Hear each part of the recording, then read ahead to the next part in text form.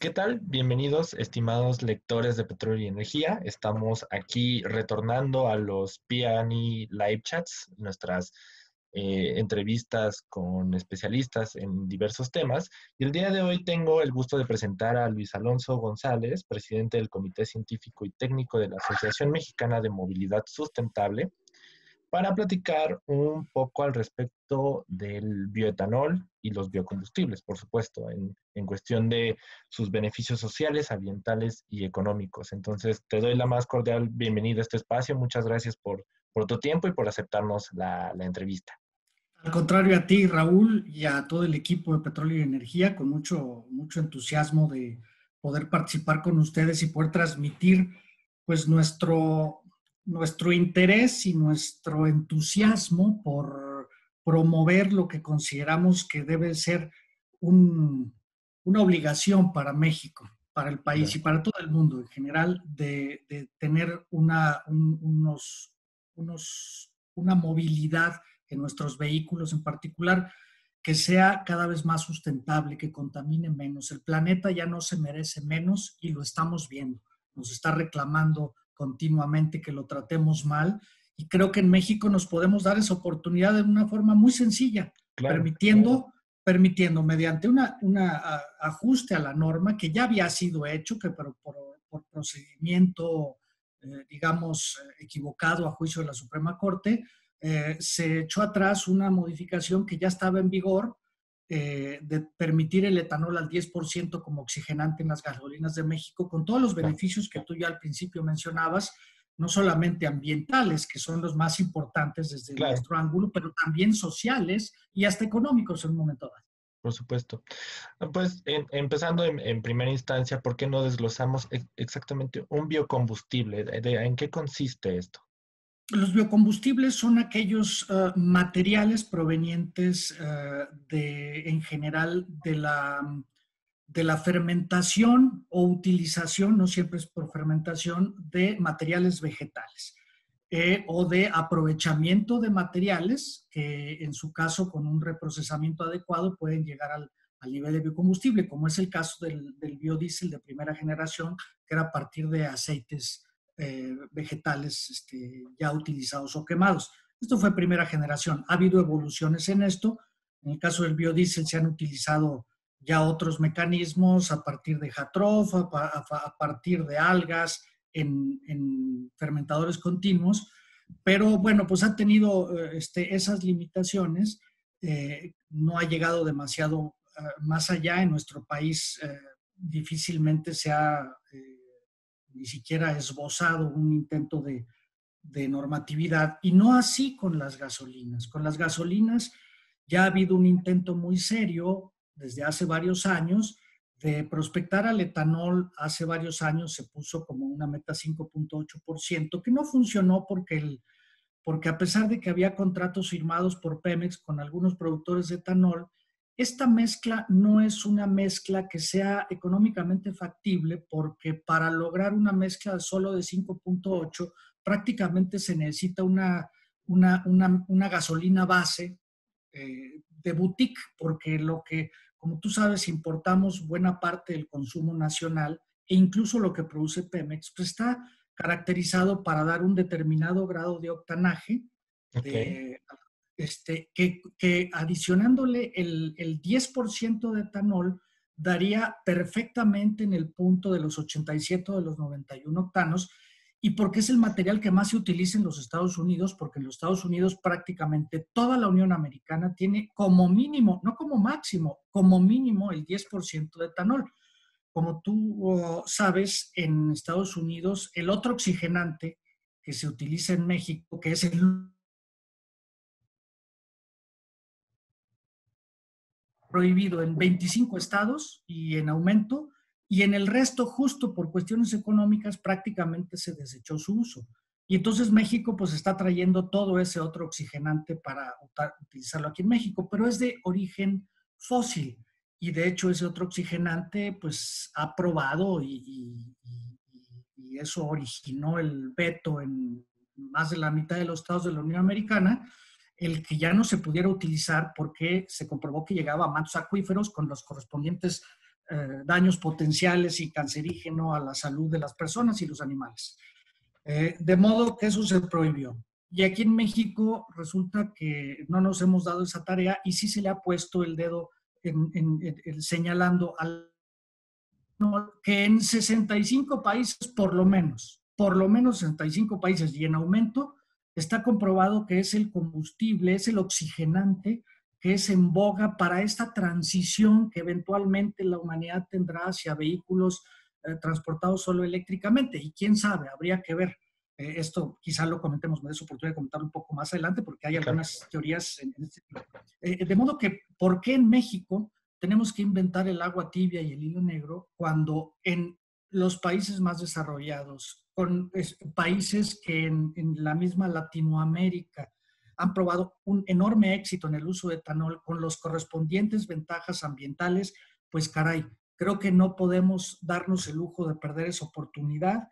El fallo de la Suprema Corte en enero implicó que se reanude el procedimiento porque el procedimiento pues, no tuvo las precauciones, a juicio de la Corte, de cubrir la consulta pública, de solidificar los argumentos con argumentos científicos. Y es por eso que la Comisión Reguladora de Energía, inmediatamente que la Corte emitió este dictamen, en febrero pasado inmediatamente procedió a convocar al Comité Nacional de Normalización y a su vez determinó la formación de grupos de trabajo, los cuales iniciamos inmediatamente, pero por motivo de la pandemia se detuvo. En estos grupos de trabajo y en este Comité de Normalización, la CRE, muy pertinentemente, el presidente Melchi y el presidente del Comité de Normalización, el comisionado Celestinos, sí, convocaron a todos los actores a que manifestaran ahí en el seno del grupo de trabajo y del comité los argumentos ahora sí con base científica y técnica que den lugar a que finalmente se dé luz verde al uso del etanol al 10% como oxigenante, porque cuando fue la modificación de la norma en 2017, estaba apenas en curso el estudio de la institución más prestigiada, creo yo, del Estado mexicano, en el sentido que es el Instituto Mexicano del Petróleo, que se dedicó justamente a revisar una de prácticamente la única causa medio científica que argumentaron los quejosos en relación con la emisión de la modificación de la norma en 2017, que era que según ellos aumentaba el uso de etanol al 10%, aumentaba los precursores de ozono en las emisiones. El Instituto Mexicano del Petróleo probó categóricamente que esto no era verdad. Esto era lo único que podían argumentar ellos, aparte del tema procedimental, en el cual la Corte les dio la razón. Y entonces quedó totalmente invalidado el argumento, el único argumento técnico que pudieron mostrar. Lo que sí está probado, y está probado exhaustivamente en todo el mundo, es que el uso del etanol al 10%, por lo menos, y puede ser más, pero el uso de etanol al 10%, lo que sí reduce, y no poco, son los gases de efecto invernadero. Ve nada más la importancia que tiene esto, que en el 2015, en la COP21 de París, México se comprometió a que en el 2030 reduciría 22% sus emisiones de gases de efecto invernadero, de CO2 en particular, que es el más abundante, es el más abundante de los gases de efecto invernadero. Y resulta que de toda la matriz de producción de gases de efecto invernadero en México, el 26% es por el uso de los vehículos, particularmente los vehículos particulares, la flota de nuestros autos en los que nos movemos. Claro. Qué gran oportunidad que si utilizamos el etanol al 10% como oxigenantes gasolinas, y si este etanol, Raúl, fíjate lo interesante, si este etanol proviene de una cadena de valor desde la caña de azúcar, que tenemos una vocación en México muy particular para esto, si viene desde la caña de azúcar, pues nada más que se reducen alrededor de 75% los gases de efecto invernadero que producirían las gasolinas. Bueno, con una sola decisión, por supuesto, sólidamente fundamentada en la Comisión Reguladora de Energía, pero, caray, si en el mundo está aprobado, ¿por qué en México tenemos que empezar con la A si ya van en la W o en la X del abecedario del desarrollo?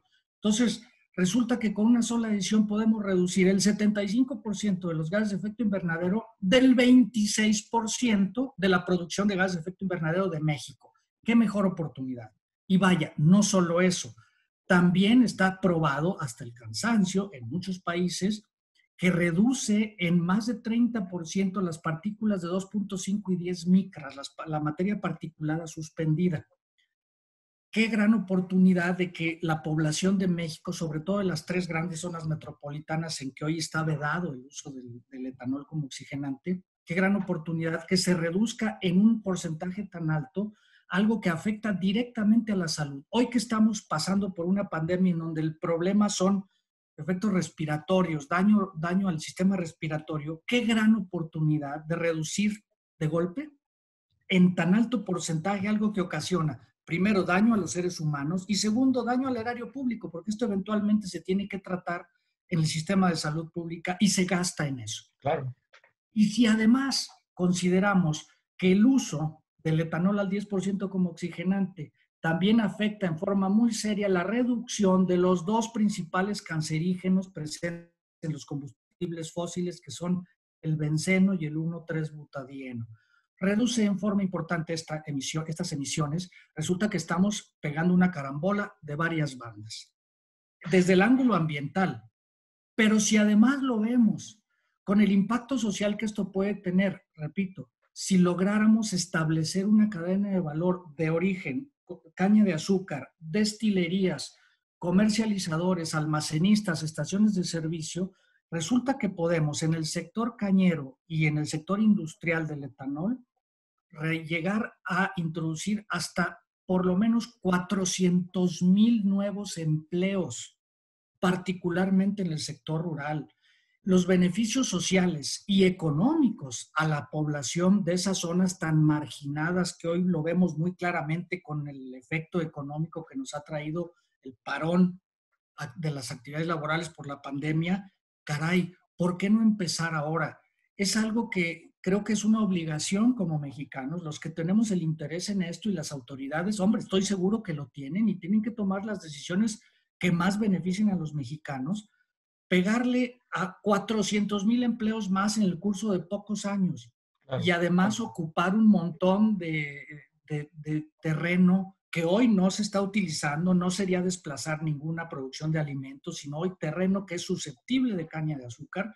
Y además los cañeros y también los sorgueros, porque esto también se ha probado que si se hace de sorgo dulce y ahí la parte noreste del país es bastante, digamos, tiene una vocación bastante importante para esto. Vaya, se puede generalizar el uso del etanol al 10% con estos beneficios sociales, económicos. Y mira, fíjate cómo un premio Nobel mexicano, el doctor Omar Mancera, de la UNAM, ya desde 2006 coordinó un estudio junto con GIZ y CENER, en donde hacía un estudio bastante prolijo, por cierto, en donde hacía esta prospección de decir, tenemos una gran oportunidad. Ya desde entonces él visualizaba los beneficios sociales, económicos y visualizaba los ambientales porque tenía identificado desde entonces el gran aporte en la reducción de gases de efecto invernadero. No son inventos, creo que lo que pasa es que los mexicanos igual nos hemos tardado en reaccionar a una cosa evidente que en otros países ya lo hicieron y que desafortunadamente aquí por X intereses puede estarse dando el mantenimiento de un monopolio de un solo oxigenante cuando tenemos una fuente como el etanol que sería no de un fabricante, sino de decenas de miles de agricultores, de decenas de productores de etanol y de muchos participantes en la cadena de valor que podría acarrear esto.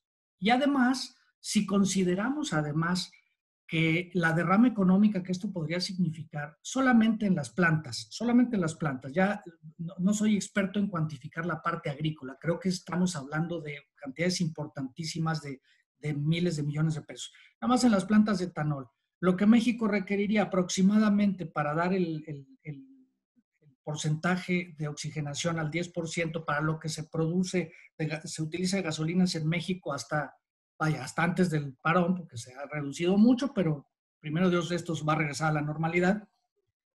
se necesitarían entre 40 y 50 plantas de $100 millones cada uno. No más esa inversión, que evidentemente sostengo que debe ser de la iniciativa privada para que el gobierno no tenga que erogar ni un solo peso en eso. Ya estamos hablando de 4,000, 5,000 millones de dólares que irían repartidos en todo el país a una derrama económica que beneficiaría evidentemente a muchísima gente y a la economía mexicana en general. Y de todas maneras, si consideramos que en el promedio de los últimos 10 años, sin considerar digamos, las coyunturas que se han dado puntos muy raros, uno en el 2016 y ahorita en la pandemia, en estos 2 meses se dio por el parón que ha tenido, pero en los últimos 10 años el promedio es que en promedio el etanol es hasta más de 8% más barato que la gasolina base con la que se formulan, con la que se formula y se mezcla el otro oxigenante o sería el mismo etanol. Esto simplemente ya significaría una reducción al mismo Pemex o a cualquier otra comercializador que introdujera y que puede llegar hasta el consumidor si se trasladan parte de estas reducciones. Y comparado con el otro oxigenante, pues resulta que es hasta más de 30% más bajo en el promedio de los últimos 10 años. Ya saliendo de la anormalidad de esta coyuntura de la epidemia y económica, claro. Ya hoy tú observas y ya se puede ver que inclusive en los futuros para agosto, ya en los futuros, que es como se maneja el sector petrolífero y de estos commodities, ya los futuros para agosto ya están iguales. Entonces quiere decir que en general vamos a regresar a esta donde barato que la gasolina con la que se mezcla y que el otro oxigenante. ¿Por qué? Pues, ¿y por qué es esto? Pues porque el etanol tiene más octanaje que el otro oxigenante. Entonces, esto tiene muchas ventajas porque puedes utilizar esto como una ventaja desde origen al tener necesidad de generar una gasolina base con menos octanaje, que evidentemente es más barato que hacer una gasolina con más octanaje, que además por hacerla en cantidades chiquitas, que es lo que consume México con todo lo que se hace en la Unión Americana, pues ya no es necesidad de hacer un producto boutique. De modo que digamos, es tan abrumador la evidencia y los datos de que el etanol al 10% como oxigenante es una gran ventaja para todos los mexicanos y que es tan sencillo tomar una decisión que va a beneficiar casi de inmediato el medio ambiente y en el mediano plazo, desde el corto y mediano plazo, va a beneficiar a agricultores, a industriales, a comercializadores y hasta al consumidor. ¿Por qué no tomarla desde ahora? Creo que sería injusto para las próximas generaciones seguirles contaminando el medio ambiente cuando podemos tomar una decisión muy sencilla que desde ahora genere las condiciones de mercado para que haya esto. Tú estarás de acuerdo conmigo, Raúl, en que no va a haber inversiones ni en el sector agropecuario, ni en el sector industrial, ni en el sector de final de cadena de valor. No va a haber inversiones para producir etanol en México que nos lleven a todos estos beneficios si no modificamos primero la norma. ¿Quién en su sano juicio va a aventarse a hacer inversiones millonarias si todavía no estoy seguro de qué es lo que me va a permitir la autoridad usar como oxigenante en las gasolinas? Claro. De modo, permitámoslo. Claro que estoy totalmente a favor de que México produzca su etanol, pero primero generemos las condiciones para que lo haga. No, claro. Nadie, si no genera las condiciones en la norma, y eso es una decisión de muy corto plazo que se puede lograr. Yo creo que el comisionado Celestinos, presidente del Comité de Normalización, y el presidente Melchi de la Comisión Reguladora de Energía tienen buenas intenciones en ese sentido. Creo que se puede ver beneficiado el país. Creo que el mismo Pemex, que es el gran incumbente en esto, si toman las decisiones adecuadas, se puede ver beneficiado en mucho dinero, de gastar de menos, en menos dependencia del combustible fósil, no nada más de las propias refinerías mexicanas que necesiten producir menos combustible para tener más octanaje para mezclar con el MTBE o con menos etanol, sino el que podamos tener menos dependencia de las refinerías y más del campo, porque eso es sustentabilidad y es a lo que queremos impulsar. Claro. No, además se trata de un entorno de crear un futuro, como mencionas, más prometedor para las siguientes generaciones y por supuesto no es un proyecto que convenga, digamos, a caprichos un poco ahí Así de, es. de, de marketing o de una moda, simplemente es crear un entorno en el cual la cadena de valor se muestra que funciona y justo ahí quería abordar lo que comentábamos un poco en el bloque. Justo otros países lo han comprobado. En este sentido, ¿qué nos puedes compartir en cuanto a justo esos casos de éxito que se pueden adaptar al modelo mexicano? Pero claro que sí. Mira, para empezar, tenemos a nuestros vecinos, a nuestro socio comercial, nuestros dos socios comerciales más importantes. En los Estados Unidos, el uso de etanol al 10% no es máximo 10%, es mínimo 10%. Ya están probando también el E15. Todos los vehículos son capaces de soportar el E10 y el E15 sin ningún problema desde hace muchos años. Ese es uno de los mitos que hay que derrumbar. Son mitos totales desde hace muchísimos años. Lo más seguro es que desde 1986 prácticamente todos los vehículos pueden manejar 10% de etanol, como está comprobado en toda la literatura, en todos los manuales de los automóviles. Nosotros mismos en la asociación hemos hecho un levantamiento de los vehículos que llegan a México y te puedo afirmar que hoy todos los vehículos que circulan en México, que están circulando en los últimos años en México, son capaces de manejar el etanol al 10%. Y te lo pruebo muy sencillo. Esa misma flota vehicular que evidentemente circula también en nuestra frontera norte, en los estados fronterizos de nuestro país, ¿cuántos de esos vehículos cruzan con enorme frecuencia a la Unión Americana? Muchísimos, casi todos. Muy bien. En la Unión Americana desde hace años, California, Texas, Arizona, usa el E10 como el único prácticamente combustible disponible para vehículos de gasolina. Entonces, es un mito que esto no se podía. En Estados Unidos va para adelante, en Canadá va para adelante, en Finlandia. Y bueno, dos países latinoamericanos hermanos que tienen muchísima experiencia en esto, Brasil y Paraguay. Bueno, en Brasil y Paraguay han tomado decisiones ambientales y sustentables tan importantes que hoy lo que se consume y lo que se quema en los vehículos automotores es el E27, 27% de etanol en las gasolinas.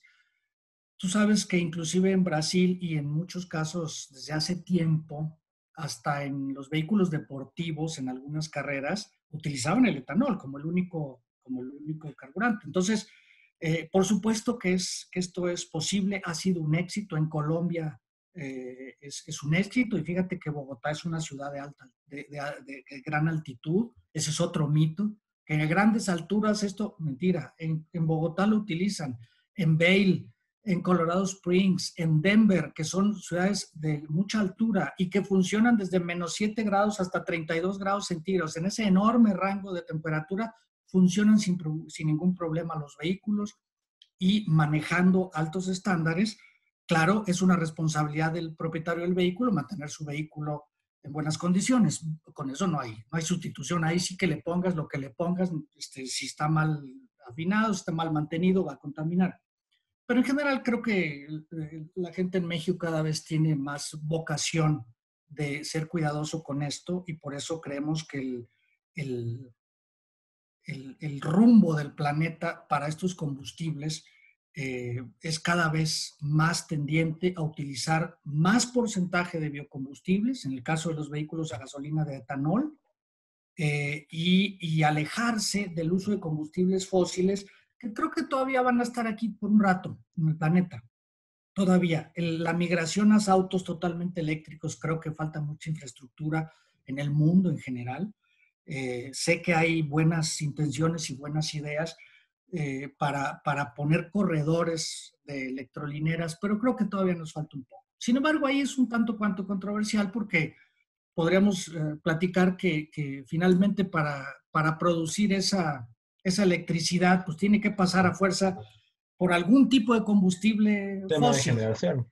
claro. el tema de generación, porque las renovables, por supuesto, que tienen que llegar para quedarse, un poco a contracorriente de lo que hemos visto recientemente aquí en Sí, México, pero siempre van a necesitar un respaldo de un combustible fósil. El más limpio de ellos es el gas natural. De todas maneras, hay un respaldo de combustible fósil. Entonces, esa transición, esa mezcla, igual no va a ser ideal en el corto y mediano plazo.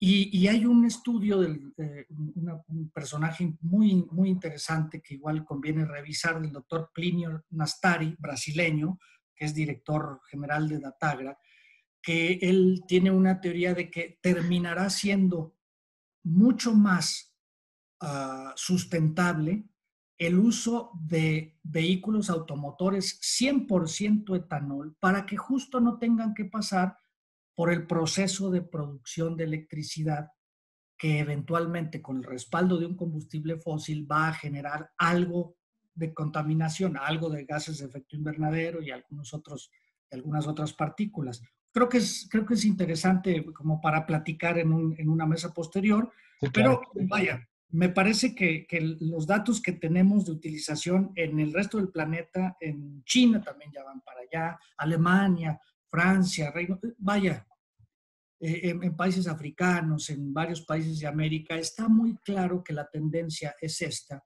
Y creo que lo que no se vale es que nosotros, algunos personajes con un escudo de ambientalismo, pero en realidad que lo que se termina haciendo es defender el monopolio de un oxigenante fósil, en donde ahí sí hay un principal beneficiario industrial, cuando con el uso de etanol, si lo producimos en México, van a ser decenas de miles de beneficiados desde el origen hasta el fin de la cadena de valor, y creo que tenemos obligación de impulsar eso. Pues justo y redondeando la conversación, entrando ya a la parte de, pues ahora sí concluir el tema, dado que el tiempo se nos acortó un poco, pero justo eso, o sea, ¿qué panorama ven ustedes que siguen? Y por supuesto, ¿cuáles son las estrategias desde la asociación para decir, de cierta forma, esto tiene que seguir, esta es la tendencia que tiene que seguir México y ni modo, o sea, puede ser no en este momento, pero va a llegar. Es En correcto. este sentido, ¿cuál es la estrategia, un poco la conclusión o sea, hacia dónde vamos? Mira, el embudo hoy por hoy conduce necesariamente a pasar por un proceso normativo cuidadoso, apegado a la hasta hoy vigente Ley Federal de Metrología y Normalización, que después será sustituida por la Ley de Infraestructura para la Calidad, en tanto pase ya por las instancias legislativas, pero hoy la Ley Federal de Metrología y Normalización. Un proceso normativo que se adapte fiel y rigurosamente a lo que marcan los tiempos de análisis adentro del Comité de Normalización, de consulta pública en la Comisión Nacional de Mejora Regulatoria, de contestación a esto, de publicación previa a la puesta en vigor. Este proceso tenemos que correrlo, es obligatorio correrlo y es correcto correrlo para que los mexicanos se enteren, se den cuenta de que el futuro y la mejora de la sustentabilidad de nuestra movilidad tiene que pasar necesariamente por permitir el uso del etanol como oxigenante al 10% de las gasolinas. No hay de otra. No lo estamos inventando nosotros. Es un proceso de aprendizaje del mundo. Ahora sí te puedo decir, ha sido un proceso de aprendizaje del mundo de los últimos 30 años, que sería criminal desde nuestra parte como mexicanos y los que estamos involucrados en esto y las autoridades también, sería negligente el permitir que siguieran pasando los años. Tenemos que pasar por el embudo del Comité de Normalización. Yo exhorto a todos los que participan en el Comité de Normalización que sean generosos, que no vean nada más por los intereses de la empresa privada a la que representan para defender un segmento de mercado, o porque se les hace oneroso invertir a lo mejor en un tanquecito de almacenamiento más para mezclar el etanol. Que tenemos que ser generosos con el país, como en muchos otros casos se ha sido en las mejoras de muchos sectores en beneficio de la sustentabilidad del medio ambiente. si pasamos y exhortamos y hacemos un exhorto, no nada más nosotros, yo creo que tiene que ser el concurso de todos los interesados como ustedes, como periodistas serios, interesados y comprometidos con la mejora de la sustentabilidad del medio ambiente, que apoyemos a las autoridades, porque las autoridades necesitan ser apoyadas a la hora de tomar esta decisión, que va a haber alguien que una decisión de esta naturaleza, ya vimos que los intereses particulares, muy particulares y muy dirigidos, ya vimos que están dispuestos a gastar mucho dinero en litigios para parar esto. Y yo creo que las voces de muchos actores, de todos los actores preocupados en este medio, tenemos que apoyar a las autoridades a que no se sientan solas. Yo creo que es importante que los comisionados de la Comisión Reguladora de Energía no se sientan solos y se sientan sólidos y firmes al tomar una decisión que va a beneficiar a todos los mexicanos, al medio ambiente de México y de todo el mundo, y que sepan que los vamos a respaldar en esa toma de decisiones, que es permitir el uso del etanol al 10% en las gasolinas. Excelente. Pues sí, sin duda ahora sí que por el tiempo pues nos quedamos ahí, pero como dices, o sea, es algo que se tiene que dar seguimiento y sin duda aquí en la publicación pues nosotros apoyamos en estas cuestiones porque finalmente son el futuro, como comentamos, la tendencia es clara y pues yo creo en los balances, ¿no? De justamente de las energías y hay espacio para todos. El mercado Exacto. existe, el mercado está comprobado y pues finalmente todos tenemos que apostar por un mejor futuro en cuanto a nuestros consumos, ¿no? Es Entonces, correcto.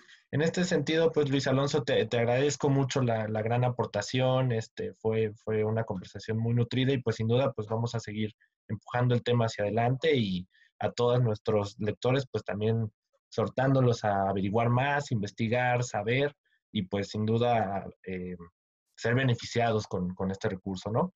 Entonces, te Muchas agradezco de gracias. nuevo por estar aquí con nosotros. Muchas gracias, Raúl. Celebro mucho que haya medios y periodistas como tú que estén dispuestos a salir, a dar la cara y a darnos voz a los que pretendemos la mejora de las cosas en México, en este pequeño granito de arena, en nuestro caso, para la movilidad sustentable y que no desperdiciemos el tiempo en forma negligente cuando sabemos que la ruta exitosa ya está marcada. Ojalá que como tú haya muchos y podamos pronto tener buenas noticias para todo México. Muchas gracias. Exacto. Muchas gracias a todos y pues nos vemos en una próxima edición de P&E Live Chats. Gracias.